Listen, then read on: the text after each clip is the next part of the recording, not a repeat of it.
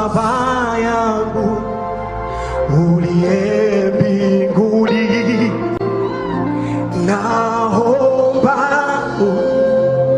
unigage. Unaweza ukapiga makoti kwa ajili ya unyenyekevu mbele za Bwana. Shuka tu mbele za Bwana, yeye anautazama moyo ulionyenyekea.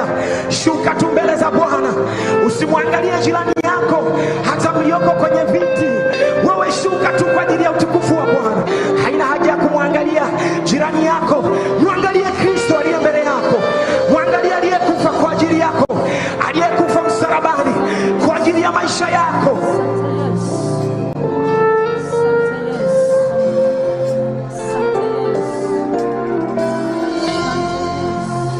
Baba yangu uliye mbinguni, naomba unigange moyo, uniponye afya yangu Baba, na Roho wako Bwana nijaze.